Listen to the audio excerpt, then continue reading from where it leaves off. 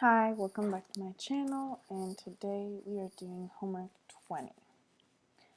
So what we're starting with is a matrix and a message, and then this cast to 20 changed to mat. So this cast to 20 is like having another room.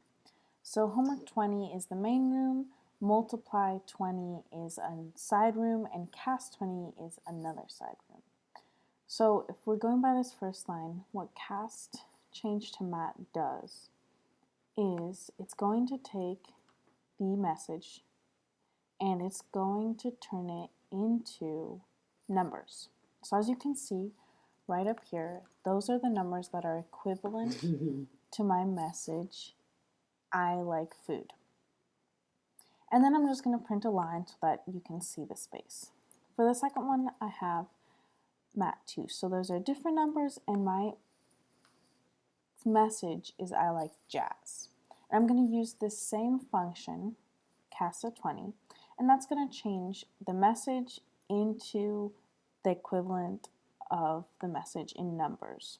And that's going to be, so as you can see, the first numbers are the same because I'm using I like food and I like jazz, so only the last numbers will be different.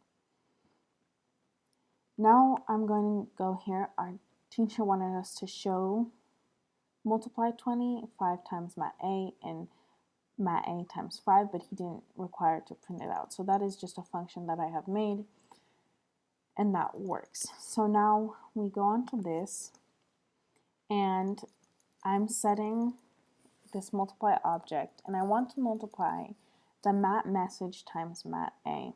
So I have the message, and I have the message in numbers, this first message right here. And I want to multiply it times mat A. So this is, now we're pretending mat A is separate, and I want to multiply it and I want to print out a result. So that is what I'm doing here. And in multiply 20, that is what this first function is doing. This first function is multiplying the first matrix times the second matrix, and then spitting the result back out. For the second one, so now I want to decode it. So I want to turn it back into the original numbers. So I'm going to take the inverse of matrix A, and then I'm going to multiply that times the result that we have here. And then I'm going to print it out again. So as you can see, these numbers are equivalent to these numbers up here. And that means my message is back to its original message, which means it's back to I like food, in number form, of course. And for the last one, I'm going to multiply matrix A times the second message. So in this process, I have already turned the message into an encoded message. So that means these numbers. And I want to multiply this times matrix A. And then I want to print it out. And so this is the printed out form.